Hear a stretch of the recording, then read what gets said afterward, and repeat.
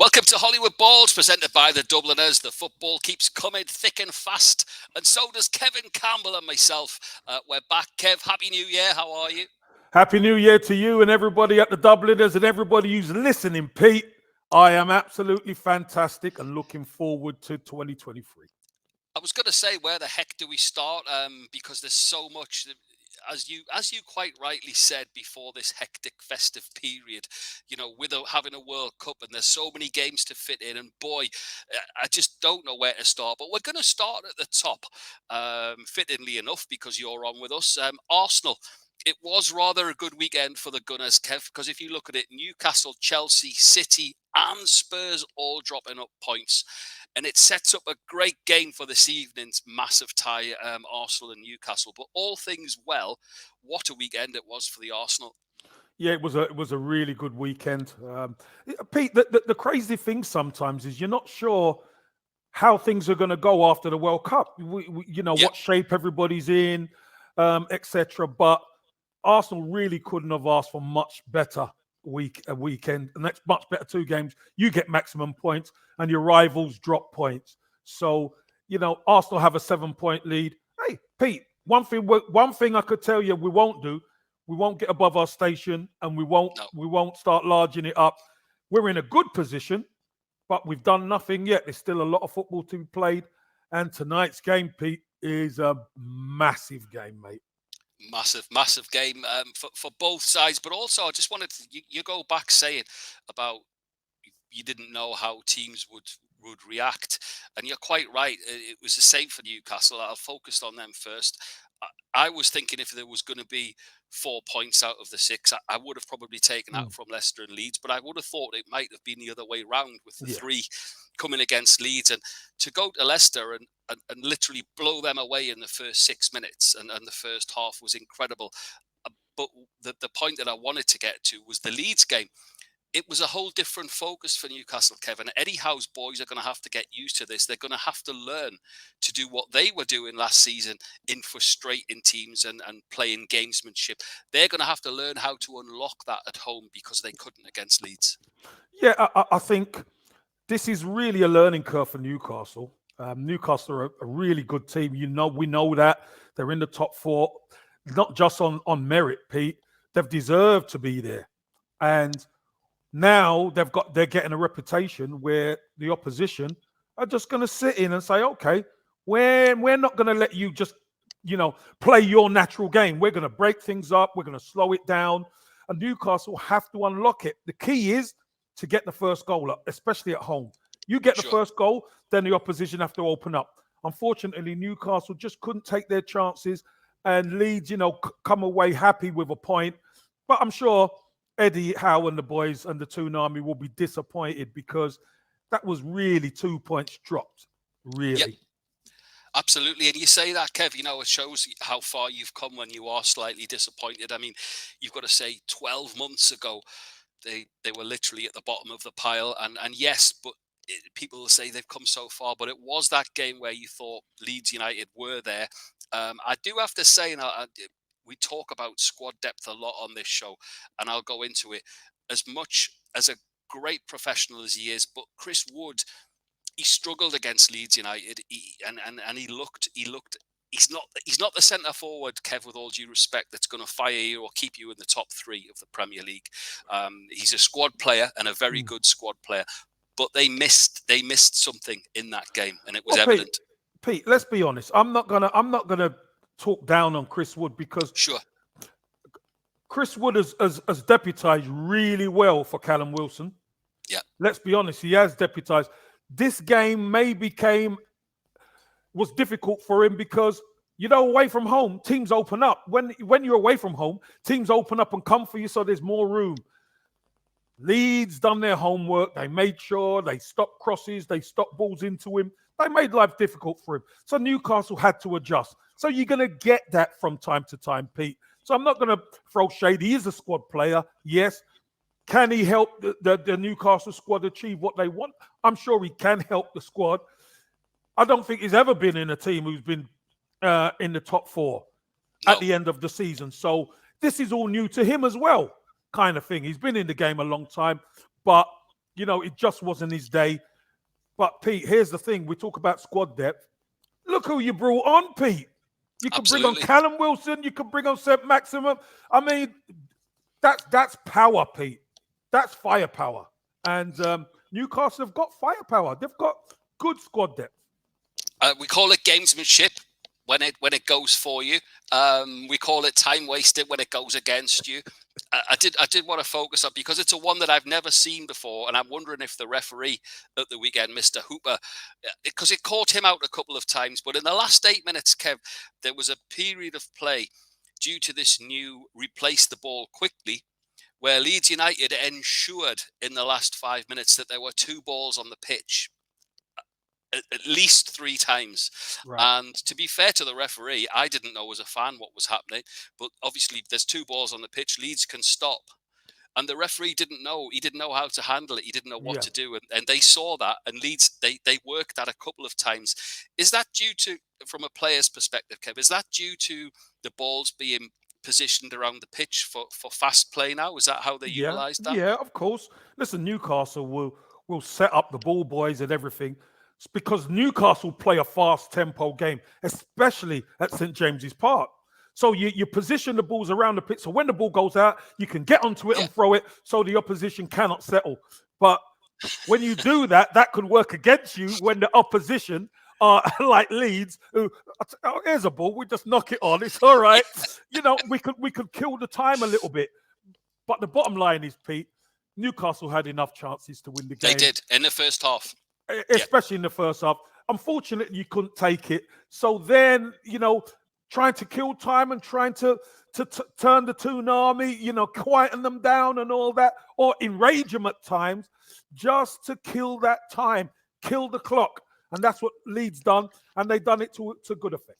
And the Geordies can't complain, because we use that to good effect at places like Goodison, at Spurs, and at Anfield as well. So it swings and roundabouts. Yeah. Listen, tonight's game, though, Arsenal-Newcastle, it could have been, I think from a Newcastle perspective, Kev, there was a little bit more trepidation than excitement, because that was a little bit of a reality check for the Toon at the weekend. It would have been another huge win, and the thoughts of that, you look at it, and Arsenal are quite a number of points ahead of Newcastle. So ahead of that for Newcastle, the fans are sort of talking amongst ourselves about, going to Arsenal and getting a draw would be a very good result. For Arsenal, though, from your perspective, it's another game at the right time for a team who are just flying at the moment. It's got to be a home game. It's got to be all 3 points. 100%, Pete. Listen, Arsenal know the effect that Newcastle could have on them. St. James's Park, end of last season, was a real learning curve for this young Arsenal side at the time, Pete. Newcastle, last home game at St. James's, and let's be honest, Newcastle from start to finish were just better than Arsenal all over the pitch. It was that simple. Arsenal grew up now. That losing to Spurs and then losing to Newcastle, going into the last game, Arsenal won that, but that beating was a reality check for Arsenal. So now you see Arsenal come out the traps, and they're right.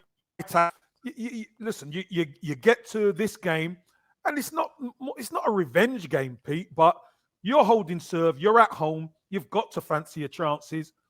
Newcastle's away form has been absolutely sensational, but you at home, Arsenal have been flawless at home. Arsenal got to fancy themselves. They've got the players, they've got the momentum, they've got the home record to go by, and it's against a team who are potential Champions League challengers. Yep. So this is a good one to win, because Arsenal win this, everybody in the league then turns around and goes, whoa. Yep. They've got through another hurdle. It's going to be a tough one, Pete, but Arsenal have to fancy their chance.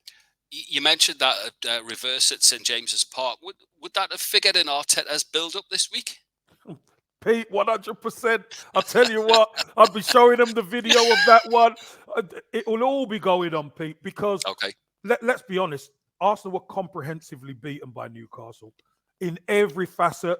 Newcastle run harder, tackled harder. They played the game at a bit better tempo. And yeah, Arsenal had some injuries, Pete. But we don't use that as excuses. You put a team out there, to win. Newcastle were better on the day. So Mikel Arteta would be rubbing his hands, no doubt, and saying, listen, here they come down to our place. Let's return the favour. Speaking of returning the favour, give us Geordie's a little bit of sort of maybe a glimmer. The only glimmer I took from the Brighton performance was that Arsenal could be got at times. Eddie Howe would possibly have a look at that. They obliterated Brighton. Early doors, the game was finished, but they conceded two. Will that give Eddie Howe and Tyndall a bit of hope that they could be got at? Yeah, I think what the keys to it are the way Brighton play and what their strengths are and what Newcastle's strengths are. Both teams aren't the same, play a different style, different system. But Arsenal did look shaky. Yep. After taking the fullbacks off and Partey off, Arsenal did look shaky at the back. Saliba's come back. He looks like he needed a couple of games, and that was the second game of that. So we're hoping he should be better as an Arsenal man. But there were holes, Pete. Not taking anything away from it. There were holes there. And if you're Newcastle, you're definitely looking at, all right, where do we exploit Arsenal when we get the opportunities? And, that's what they're going to be definitely looking at. That Martoma, he caused a lot of problems down that left-hand side. So that might be a time for St. Maximum. Absolutely. Like to see Alan. He got 10 minutes against Leeds, so we'll see if he does feature. It's a well-known. It's a big space at the Emirates to cover, and if he can get in behind, who knows? Listen, it's not just Newcastle and Arsenal. As I said, it's a really congested and has been. It's great for the football fan because there's literally games every day, isn't there? Another team that caught my eye though, Kev. And they're slowly coming back to form.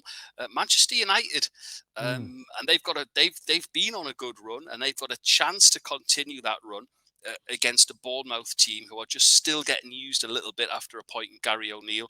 They'd see that at Old Trafford as a massive opportunity for 3 points. Yeah, huge opportunity. They've snuck into the top four, haven't they?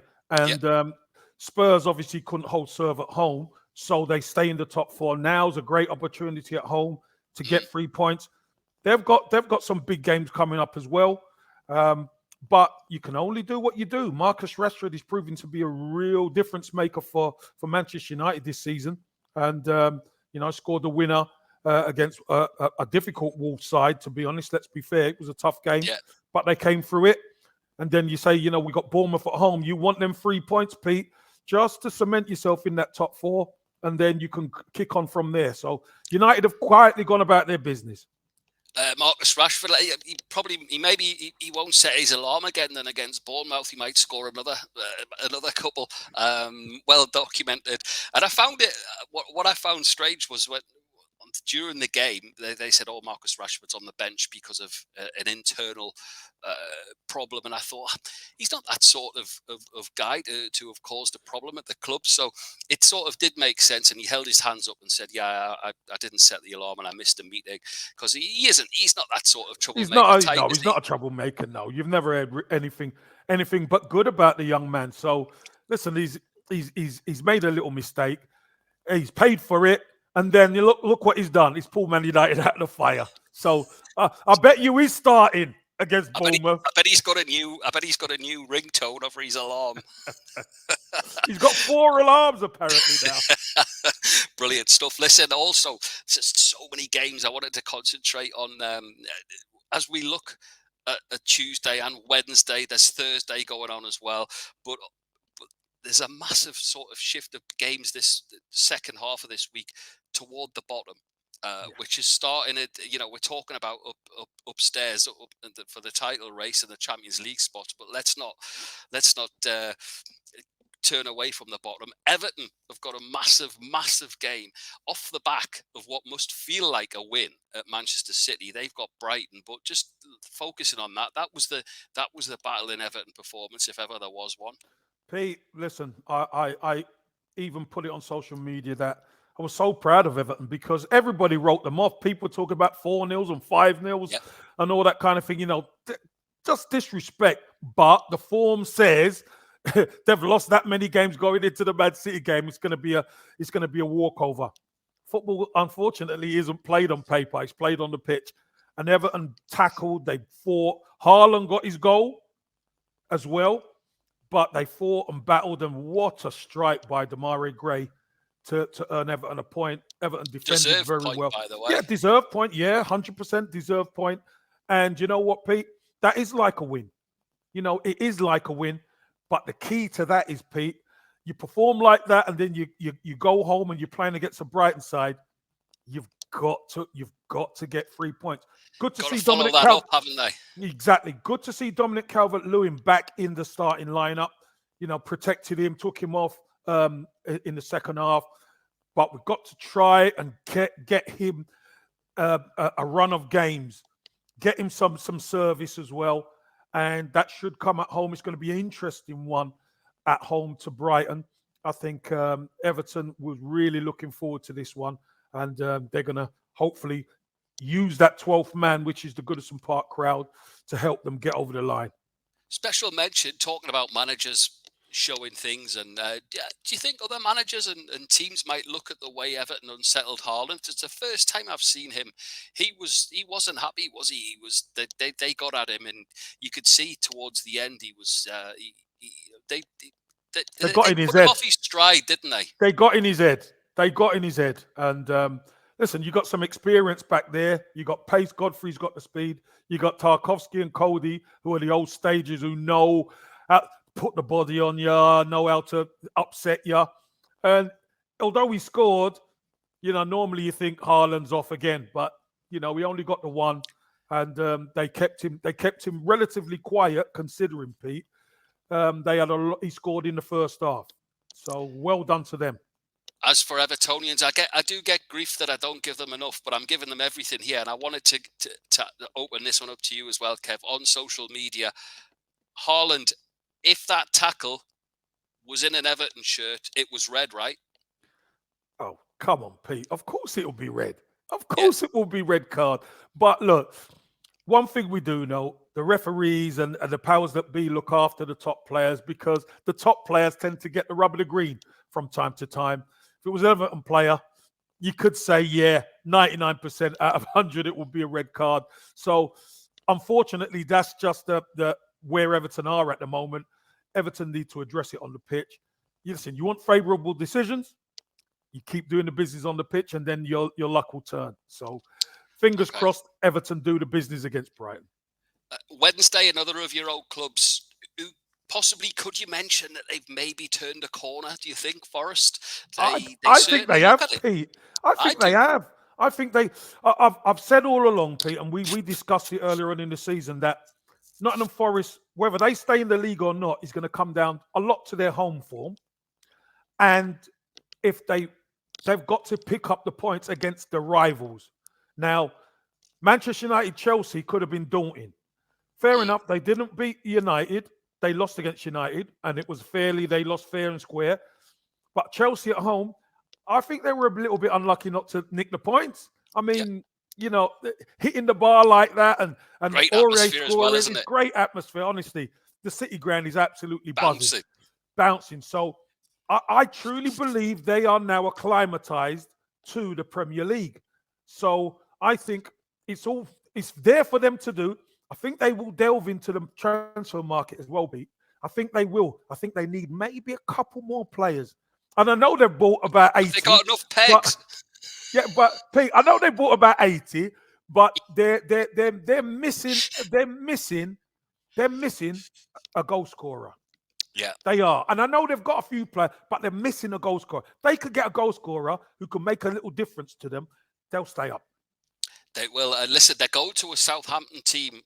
Bang in trouble. And I hate to say it, with Ralph, he always turned it round. He had that, didn't he, in him, Hasenhüttl, where he would have a bad start of the season. Then they were going on an amazing run, but he had the experience. Now, all due respect to Nathan Jones, he hasn't had life in the top flight, and he's already staring at the back three on the trot. It's all new, isn't it? It's all new to him.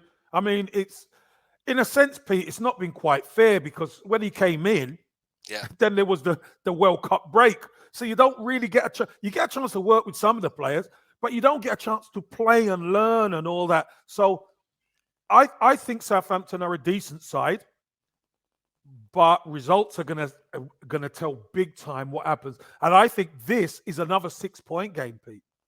Because Massively. I tell you, if Nottingham Forest beat them, they are bang in trouble, and I mean bang in trouble. So I think as long as Southampton don't lose, he's got to pick up something from this game. A win is great. A point ain't great, but it's something, Pete, especially to quell what's gone on. Currently see Forest going there and winning myself. Southampton watch this space. I don't know. I'll take 3 points for Forest. Yeah, exactly. Listen, someone else bang in trouble as well as David Moyes and West Ham. They've got to go to Leeds United, who look good against Newcastle, and West Ham just can't buy a result at the minute. The fans are turned on him again, and they're saying his luck's run out, and it's just an awful time to be a Hammer. Pete, it is, and do you know what? I keep saying it week in, week out. West Ham's form is going to turn. You know, they've got too many good players. But how many times? I'm not going to keep saying it, Pete. The bottom line is the players have to do it.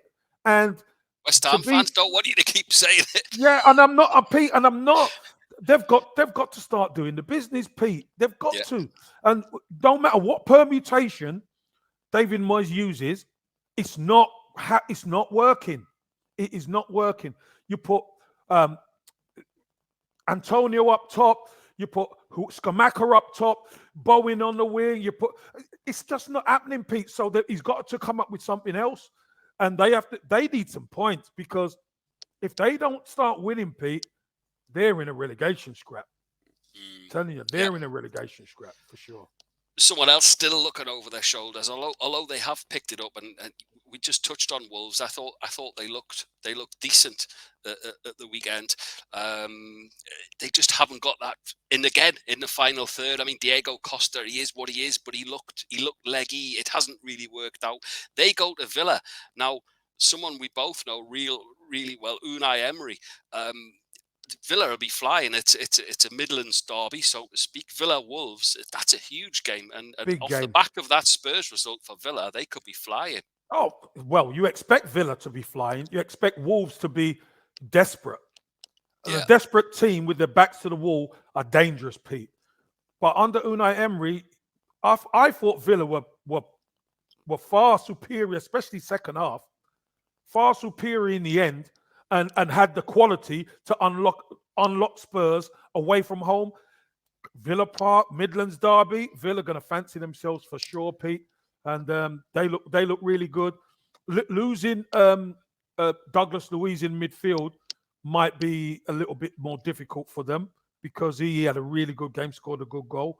But Villa look lively. They look very good. On that note, then, just sticking with that. Spurs, for me, I thought Villa were going to add a third, possibly even a fourth. That's the only way I could see it going. And if Spurs fans were honest with me, they would back me up on that.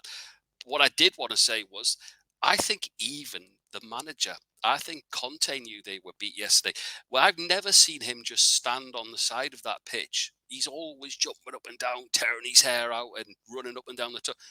He knew yesterday. There was an acceptance. Acceptance. Yeah, Pete, you know what? Spurs are a funny side. They're a funny team. We've seen it so many times. In the first half, they don't turn up. And in the second half, they can blitz anybody. The first half, they actually turned up. Yeah. They turned up, probably didn't take their chances, Pete. And, you know, when you don't take your chances, you leave yourself vulnerable. I thought Villa defended pretty well in the first half, even though Spurs created some good chances, good opportunities. And then second half, Spurs were just non-existent. As you said, Conte weren't running up and down and shouting on the side. He was just like accepting of it, because he probably couldn't believe what he was watching, Pete, if I'm honest with you. You know, Villa come there and start bossing the game and comfortably win 2-0. As you said, could have been 3 or 4 in the end. It could have. If Ollie Watkins had his shooting boots on, it might have been 3 or 4. I don't know. It's a real puzzle, and of course, it brings on the Spurs fans. Does Conte stay? Will he walk away? There's always that. If he's not getting what he wants, or wasn't painted like it was in the brochure, he'll be off. But I have to say, as much as Conte accepted it, the Spurs fans did yesterday. They were never behind him. They just sort of they sat back, and it was like they expected that this was going to happen. There was no fire from Son. A lot's been made about this mask, Kev, that he was wearing, and that he Did you took see that he off. ditched it, didn't he? He Yeah, ditched that, didn't he? And you know what? Wearing it for protection is one thing, but sometimes it can get irritating. And it was mm, obviously the performance, his touch at times, and then it was irritating. So he just threw it away. He just threw it to the side. Let's get back to business. But unfortunately, they couldn't. So listen, they need to pick points up big time, Pete, because if they don't, they might find themselves detached from that top four. which is starting to happen, and funnily nicely led into Kev that they've got a tricky one across London. They're at Palace. Um, yeah, Patrick Vieira's not going to make that easy for Spurs, is he? He's not going to make that easy. But Crystal Palace, again, we've seen Palace perform, and then their form dips. Then all of a sudden they go to Bournemouth and win comfortably. Big London derby down at Selhurst Park. Palace are going to fancy their chances, Pete. I tell you, Palace are going to go for it because they know Spurs are wounded. Knowing Vieira like you do, Kev, do you think that he must be craving just a run of putting some results together? Like you say, you don't know what it's like a selection box with Palace. You don't know what you're going to pull out, Yeah, do you? box of chocolates, isn't it? You don't know what Yeah. you're going to get. But do you know what? To be able to win back-to-back games in the Premier League is huge. So they've just beaten Bournemouth, and to beat Spurs at home will be really a good festive period for them. It really would be. Lost the first game, obviously, but to win back-to-back games, Pete, 6 points in the bag, that would be excellent. It's going to be tough, but Palace are going to fancy themselves. Big time, looking forward to it. There's so many big games, so many big games. One team I haven't mentioned, they play this week as well. Leicester, they host Fulham. Again with Leicester, you wonder, they look desolate against Newcastle, and they play again, and they looked a lot better against Liverpool. They were unlucky. Obviously, they had 2 own goals, which was unfortunate, but they looked a lot better. Again, playing a Fulham side who are very, very difficult to beat. Yeah, they've Fulham have done really well, haven't they? Fulham Mm. have made life difficult for everybody they've played. Have been in the game mostly when they play Fulham. Fulham at home have been great, and they're winning games, Pete, and they're finding a way. Fulham. So who knows what Leicester's going to turn up? Leicester, Tielemans, who was good, he's been left out. Wout Faust, who scored 2 own goals against Liverpool. Will his head be in the right spot to be able to perform? He's been one of the big pluses for Leicester. But this is going to be a really, really tough game for them. So they're going to have to turn up, because if they don't turn up, Pete, this is a Fulham win. It is. Last 2 items to get through. We're saving the most important for last, but second last on my agenda today was we are open. The transfer window is open. We're open for business. A lot of the people that I've spoken to this last week, both ex-players, in the game, managers, coaches, media, it's a bit of an awkward transfer window, this January one, isn't it? So to get really good business done, it tends not. The managers prefer the summer transfer window, but if you can find the right player, there's got to be deals to be done in the next 4 weeks. Pete, the key is if you can attract the player that can not only fit into your club, but improve your team, fair enough. Or the depth of your team, fair enough. Very rarely a lot of business gets done, but I think likes of Arsenal can go again. I think maybe Newcastle might go into the transfer window 1 or 2 again, just to bolster that squad. I think that creativity, extra creativity, because if Bruno doesn't do it, Pete, I don't think from the center of the pitch, I don't think there's a lot of creativity. Had the conversation this week, Kev. They're only a Bruno short Yeah, of not having any spark. yeah. I just think that good, strong, powerful team.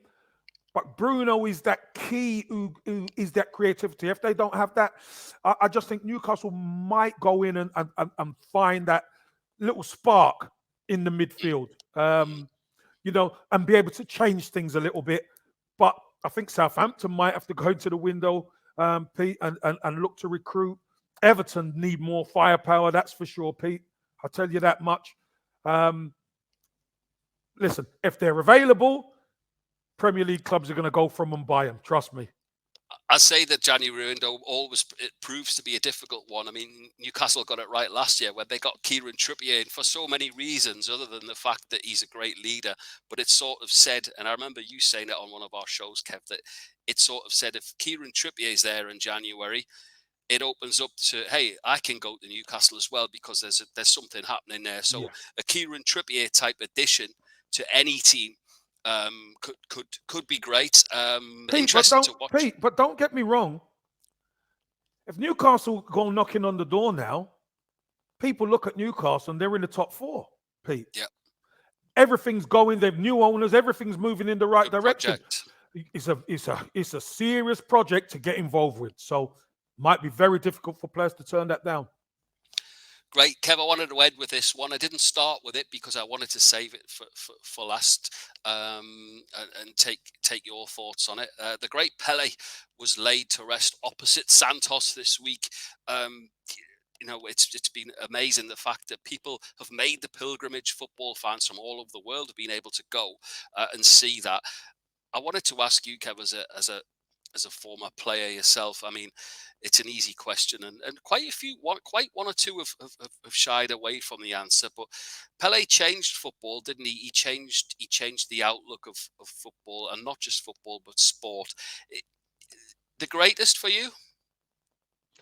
Pete, 100% the greatest for me.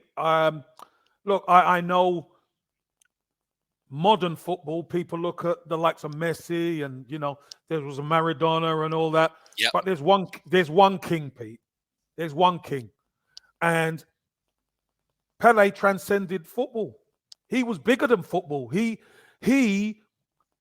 was globally recognized as the very best. The very best. And that's why he's not only is he a fantastic ambassador for the game, he stood for a lot of good in society as well. Came from the favelas, came from nothing, Pete. When I was growing up as a boy and I'm seeing Pele play, that made me believe I can do it. Obviously, I had my favorites in England, the likes of Big Cyril and all those guys. But seeing that iconic Brazilian team, the connection, we look the same, and stuff like that. He's so important. I had the opportunity to meet him once, Pete, and Brilliant. what a lovely man. Great icon. And him, Muhammad Ali, your Michael Jordans, all of these guys sit at the very, very top. These guys transcend the sport. So iconic. Pele's the king for me, mate.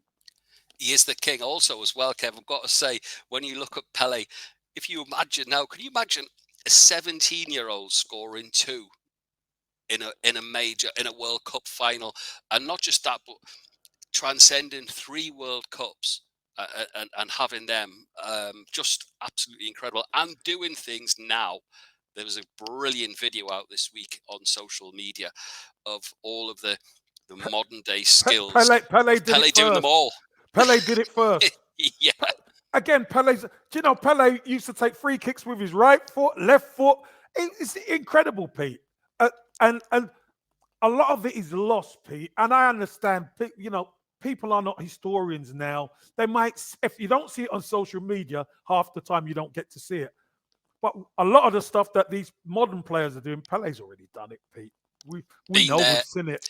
Been there, seen it, done it, Pete. Been there, done that, worn the T-shirt, worn the legendary number 10 gold shirt, which we all love. And again, I remember the video, Kev, not just former professional footballers, but wannabe footballers like me watching on VHS and Betamax the Pele story, going Yes. out in the street, picking up the caser and thinking you were Pele. Absolutely brilliant. Listen, all that remains is to say, enjoy the game tonight. It's Arsenal Newcastle. No doubt, whatever happens, we'll be back best as buds as we do at the weekends. I'm going for a 1-1 draw. I'm going for an Arsenal 2-1 win, Pete. Great stuff. We'll pick the bones out of it on the next Hollywood Balls. And don't forget, we'll be approaching the FA Cup, the magic of the Cup as well, when we come back. So from me, Geordie, Pete Redding, and him, Super Kevin Campbell, we'll see you next time.